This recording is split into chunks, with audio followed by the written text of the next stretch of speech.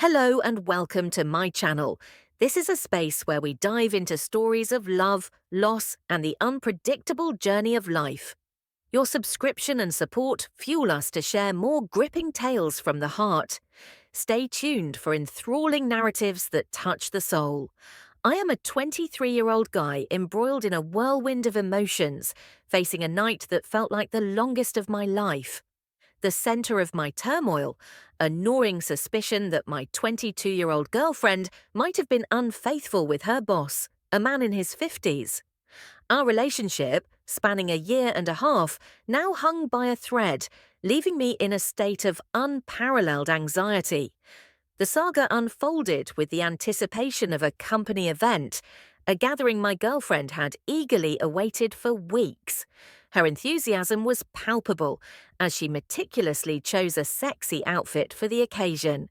She reassured me that the event was a company-wide affair, quelling any initial doubts I had. As she departed for the event post-work, the last message I received from her promised a follow-up text upon her departure from the celebration. However, as hours ticked by without a word, worry began to gnaw at me. The weather had taken a turn for the worse, heightening my concern for her safety. Despite my pleas for an update, silence was the only response. Driven by unease, I reached out to her sister, who shares a close working relationship with her boss. My heart sank as she relayed that the boss had announced the event's cancellation due to the inclement weather. Yet a disturbing detail emerged. He had plans for dinner with someone else. Compelled by a mix of dread and desperation, I invaded her privacy by checking her email. What I discovered confirmed my worst fears. An email from her boss with details of a supposed company Christmas party. The plan? To rendezvous at several bars in a city an hour away before culminating the night at an upscale restaurant for an intimate dinner. This revelation was a blow to my psyche, cementing my suspicions of infidelity. With a heavy heart and nowhere to turn, I awaited her return, a cocktail of emotions brewing within me. She stumbled in around 1:30 in the morning, her state suggesting intoxication, or perhaps something more. That night we barely spoke. The air between us was thick with unspoken accusations and hurt. The morning after brought no relief. Confronting her about my fears led to a heart-wrenching confession that obliterated the trust I had in our relationship. This experience, a stark reminder of love's fragility, has left me navigating a maze of emotions, seeking a way to mend a heart fractured by betrayal. This morning, a sinking feeling settled in my gut, signaling that something was terribly wrong. As I made my way to the bathroom, the sight of her clothes from the previous night strewn about hit me like a punch to the gut. It wasn't a moment of pride, but I couldn't resist the urge to search her pockets, desperate for some semblance of truth. Disappointingly, they yielded nothing, leaving me grasping for answers. However, the state of her clothes spoke volumes. Her panties were tangled amidst the other garments, emanating the scent of sweat and intimacy. Stains marked them unmistakably, the evidence of a betrayal I couldn't fathom. Everything had seemed fine between us. There had been no hint of discontent from her, no complaints about work. I had poured my heart into being the perfect partner, supporting her passions and career with unwavering devotion. This betrayal blindsided me, shattering the illusion of our seemingly stable relationship. On the bright side, she wasn't listed on the lease, sparing me from financial entanglements. Yet her belongings scattered throughout our shared space served as a painful reminder of her presence, one I refused to aid in removing.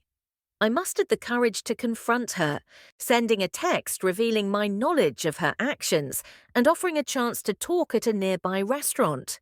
Complicating matters was the fact that her boss, the man she had been with, was the company owner. With no HR department to turn to, he wielded unchecked power. His demeanor had always unsettled me, exuding a discomforting aura despite his outward politeness. When she arrived at the restaurant, her demeanor caught me off guard. There was no hint of remorse in her confident stride, no sign of guilt in her eyes. It was a surreal moment, leaving me speechless as I grappled with the stark reality of her betrayal and the unexpected calmness of her response. Facing her, I mustered the courage to ask, "Well, what do you have to say for yourself?" Her response hit me like a ton of bricks. She confessed bluntly, admitting to cheating because she wanted something different. There was no sugarcoating it. She acknowledged that our relationship had become dull and she craved excitement elsewhere. Her honesty was gut-wrenching as she confessed to knowing exactly what she was doing. Moreover, she admitted to being drunk that night, more intoxicated than she had ever been. The question that followed was perhaps the most painful of all. Did she intend to hurt me? Her response cut deep. While on the surface she claimed no intention, deep down she conceded that perhaps subconsciously she did. It was a bitter pill to swallow, realizing that her actions had caused me pain, even if unintentionally. Driven by a mix of disbelief and desperation, I probed further, needing to understand the extent of her betrayal. She revealed that while the previous night marked their first sexual encounter, they had been engaging in flirtatious behavior since he joined the company a year ago. It was a staggering revelation, shattering any remaining illusions of trust I held. In that moment, I knew continuing the conversation was futile. The pain was too raw, the betrayal too deep. I pushed away from the table, resolving to end the charade. She had until tonight to remove her belongings from my place, or they would be unceremoniously tossed out. With that, I left the restaurant, leaving behind a chapter of my life that had crumbled within hours. Back at work, I grappled with the surreal feeling of watching a cornerstone of my life erode before my eyes. Emotions surged as I embarked on a journey of healing, trying to make sense of the chaos. But the story didn't end there. Despite her promises to cease contact, she continued to reach out, her messages haunting me like ghosts from the past. Her first message, received on a Friday evening, claimed she had retrieved her belongings and would cease further contact. I was at home when it came through, and it sparked a mix of emotions: relief, anger, and sadness all rolled into one. Instead of dwelling on her words, I decided to embrace the present moment. That Friday night, I went out with friends, seeking solace in their company. Yet fate had other plans. As we ventured into the downtown scene, we unexpectedly ran into her friends. The initial awkwardness soon dissipated as we engaged in conversation. However, the truth of what had transpired couldn't be avoided. According to her version of events, I was the unfaithful one, while she and her boss found solace in each other's arms, believing they were better off together. It was a bitter pill to swallow, realizing how easily perceptions could be twisted and manipulated. I couldn't just let her false accusations stand, so I took it upon myself to set the record straight. Armed with emails and texts from her sister as evidence, I showed my friends the truth. They were shocked by the whole situation, and one of them even called her right then and there to confront her about the lies she had spread. It was a moment of clarity, refreshing in its honesty. The rest of the night passed relatively uneventfully. We wrapped it up by inviting a few friends over, ordering some food and watching Step Brothers. Finding humour and solace in the absurdity of it all helped lighten the mood. Saturday brought a flood of missed text messages from her, ranging from accusations of speaking ill of her to claims of mistreatment. Despite her pleas for a conversation, I chose to ignore them and carry on with my day. I also received messages from her family members, who had been fed the same lies as her friends. I responded to most of them, confident that the truth would eventually come to light. Surprisingly, there were no hard feelings from many of her family members. Her mum even called to apologise for her daughter's actions, which was a comforting gesture.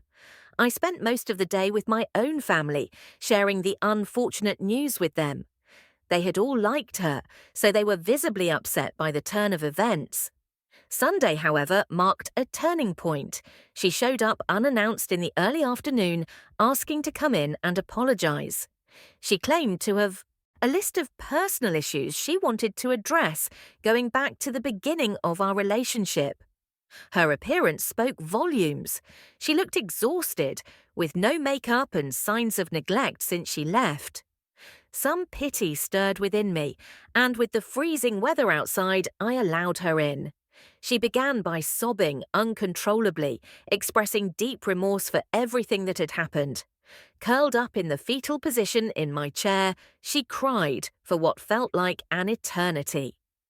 Eventually, she regained her composure, and we started discussing the real reason she was there. She confessed to a lifelong pattern of self-sabotage, something she couldn't fully explain but acknowledged nonetheless. She also revealed issues with paranoia and trust that I had never suspected or been told about during our 1.5 years together.